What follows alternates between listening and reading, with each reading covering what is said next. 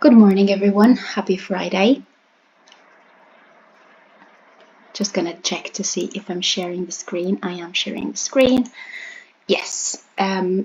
So we've had a very choppy week with BTC and ETH. I hope you didn't get caught in any of that sideways mess. And by caught, I mean lose any stop losses or anything, because it's not worth it. It's worth it to actually wait to show a direction and then go in after the direction is confirmed. I was almost caught in an ETH long, but I was wise enough to wait a little bit longer. Now, what are we going to have a look at today? We're going to start with the calendar.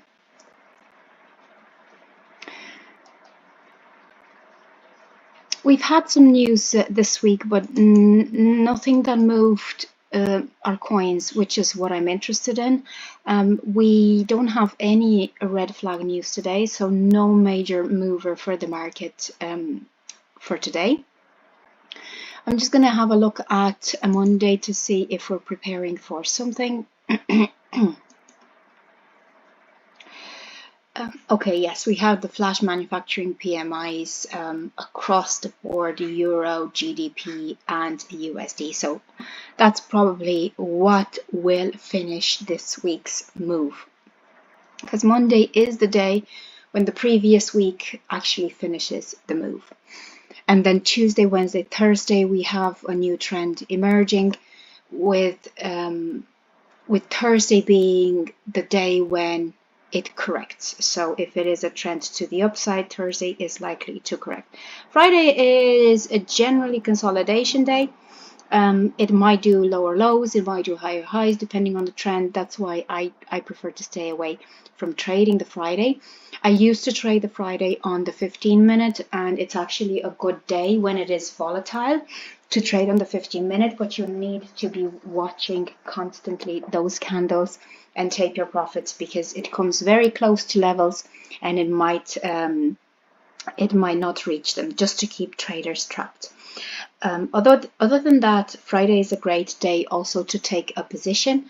If you see one of your moves, for instance, for XRP, I'm looking at today, it might bottom out, it might hit the lower part of that correction, and it would be a good moment to take a position, either towards the end of the Friday, or if it's not the end of the Friday, if it doesn't look like it's bottomed out at the end of the Friday, I'll be waiting for pre-Asia Sunday to take a position. So the point here is we are looking at Monday as a day when news is going to move the charts. We don't seem to have anything to move price action at the moment as far as today is concerned. We need to see if our levels hold today, and by our levels I mean our levels of support, and I'll show you what I mean in the chart. Before I do the coins, I'll have a look at the S&P, and the S&P. I'm listening to some commentators that are saying that the S&P is about to reverse this wonderful rally. Now, if I switch the S&P to the weekly time frame, I want you to notice something.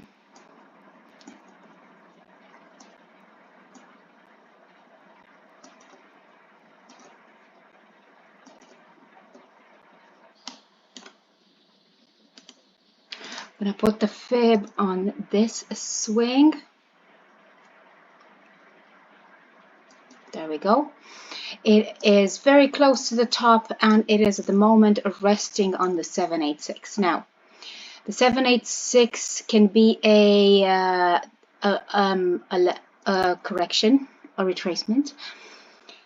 if it gets below it, it isn't below it at the moment. We've had 2 S&P days closing above the 786. Generally, when the 786 is broken, we are looking at this doing a higher high and doing a higher high and another leg up. So for the S&P, that would be another leg up. The coins are likely to follow. They have done so. It is a little bit odd the way the S&P has been going up for the past weeks without a correction. So what would be very natural here would be for this level to be back tested. This would be very natural, and it wouldn't mean that this rally is over. On the contrary, it would be in line with a nice triple bottom accumulation, breakaway, back test.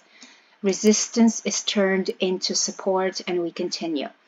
So I'm not going to be pessimistic and say we're going to go into a bear market. No, we have all the signals right now to believe that the bull market has started. We've had XRP do a wonderful lift last week, and we've had the S&P doing this very technical breakout and lift. However, what is not so sustainable is the way it's been going up over the past weeks without a correction. Like, there hasn't been a lower low since May 2023, so 3 months ago almost. So we need a correction here, and that would be in line with where our coins should go as well.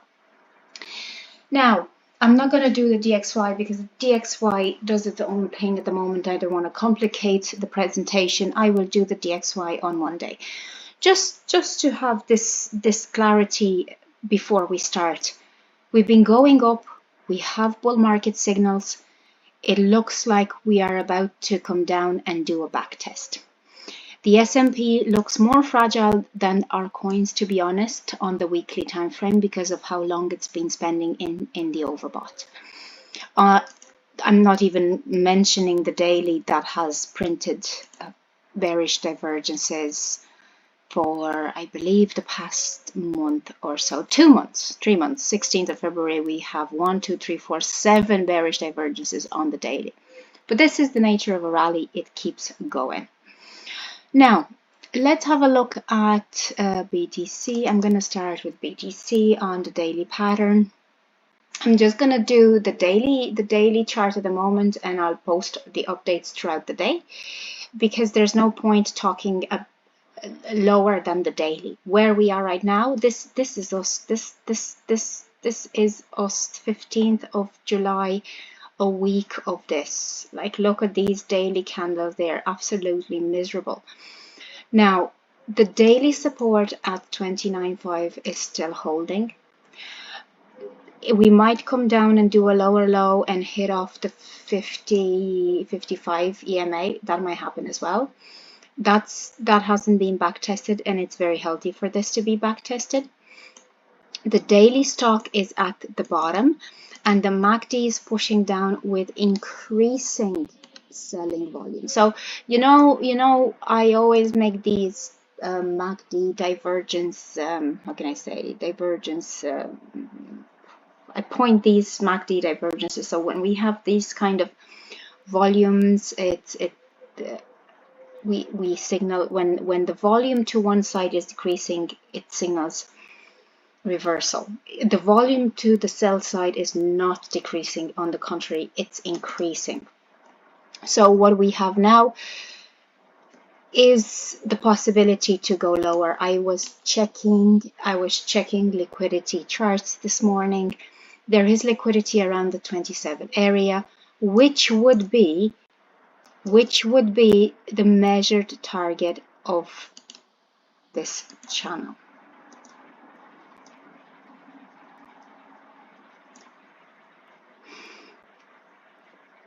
27.7. I would go as low as 27.2. So if I were to put a trade in, I would put the target at 27.2. If I am to do a fib on this whole swing, you know me, I will be indicating a bigger drop. at least the 24. Now the 236 is 26.7, so 27 is miserable as far as fib levels are concerned, but we might do another higher high before turning down. So that's why I'm hesitating to call 24K or 22K or even 20K, because based on the fib levels on the daily, because I see BTC pushing on resistance. It is consolidating at a resistance level. And when that happens, for instance, when this happened here, it did a higher high. So I'm not excluding another little lift up again towards the 34, 35K area, and then a push down. So we don't know if these levels apply until we have the breakdown into the M formation space. So we have this would be the M formation resting on the 382 level, and once the M formation breaks, we know that we're going to come down and we're going to look at 05 golden pockets or 702s. So that's why I am reticent about calling any bigger moves, because I will be looking at this step by step. There's no point committing the bias to any direction at the moment, because it could go both ways. Our defining level here that will tell us whether or not we're coming down for deeper correction would be the 25K level, approximately 25, 24. That's where the M formation is confirmed as an M formation. That's the baseline. And then with that baseline broken, we are looking to head down.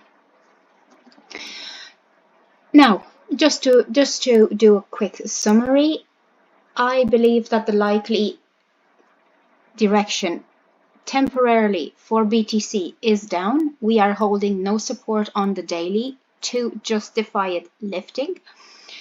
Could it do a super spike up and close today above the 20 EMA? Yes, it could. If today closes above the 20 EMA, then we're looking at positive sentiment over the weekend, especially with the stock turning flatlined on the daily and turning up would be the how can I say, the opposite direction, the only direction it could go in, because it hit rock bottom. On the 1 week also we have an increasing a stock going up. We have the bullish signal of the 20 crossing over the 55 EMA, and the weekly support is holding. So we are looking at what might be a small order collection around the 27 area, collecting liquidity around the 27K, and after that lifting up. After doing a lower low, knocking out the people who went into these longs, collecting some of the shorts of lower lows here, and then reversing and catching everybody out. So that is what I expect. Now, we need to see if that's going to play out, and I will keep you posted when something happens in the charts. I'll be in front of the charts today, all day almost. Now, ETH is in a similar position. This is ETH on the weekly with the bull crossing signal. We have the stochastic on the weekly going up, the weekly levels holding here at 1850. They have been tested and they have been holding. Now on the daily, ETH has liquidity around 1800, so we might see again a lower low with reference to these three peaks, backtesting the previous support, and there are loads of supports within supports here because of all this choppy sideways, somewhere around here I'd say, because this is quite defining. It breaks, it comes down, it breaks, it goes up. The only swing that was deceiving was this one, because it broke up but it didn't break this peak. So 1800 is where liquidity is for ETH. We are not holding support at the moment for a reversal to the upside. What we're holding support is to continue down and collect that liquidity. We have the 50 on the daily at 1850, and we have the 200 on the daily at 1745. I left an order in last night. I will still hold it there. But I'm looking for a better entry on the daily levels. So I'll hold it here just in case it decides to do a massive spike down. 50% of my capital with 10% stop loss.